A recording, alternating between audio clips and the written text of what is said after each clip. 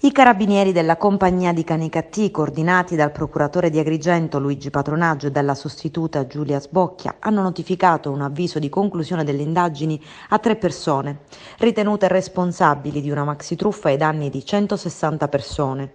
Le indagini hanno svelato i raggiri messi in campo. Promettevano un posto di lavoro in una fantomatica costruenda base militare della difesa, dietro pagamento di una tangente mascherata da contributo spese. Qualcuno ha anche pagato 5.000 euro. I malviventi avevano messo in piedi un'organizzazione criminale, creando una macchina ben oleata che utilizzava abusivamente nomi, simboli e carte intestate del Ministero. Questa è l'accusa mossa dalla Procura, arrivando talvolta a rilasciare dei falsi tesserini identificativi. Le indagini proseguono per identificare le altre vittime della truffa e altri eventuali complici. Quella che è stata monitorata dai carabinieri della compagnia di Canicattì è una realtà dove c'è anche il disagio.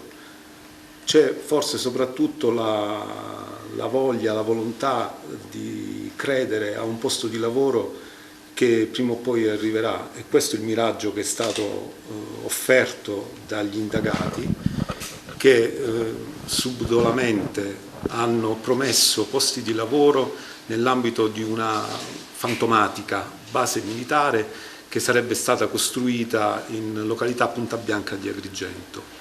Sono circa 160 le parti offese da questa associazione per delinquere finalizzata alla truffa, che è stata disarticolata dai carabinieri della compagnia di Canicattì, e che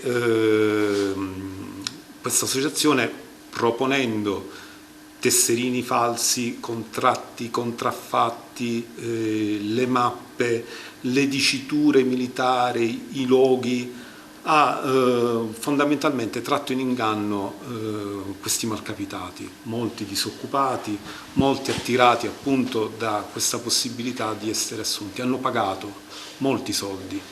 Si partiva da 2.500 euro per entrare a far parte del progetto, imprenditori che hanno fatto ricorso al credito per avere poi la possibilità di aprire un'attività commerciale, un bar all'interno della base. La base non è stata mai creata, la base non verrà creata, la base non esiste, a loro purtroppo sono rimasti i debiti da pagare.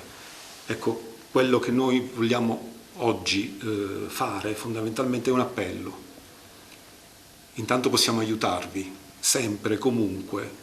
Se qualcuno vi avvicina e vi offre il lavoro in cambio di denaro, non esitate a venire in caserma, non esitate a chiedere aiuto. Non è possibile offrire il lavoro in cambio di denaro, men che mai nell'ambito dello Stato, nell'ambito della pubblica amministrazione.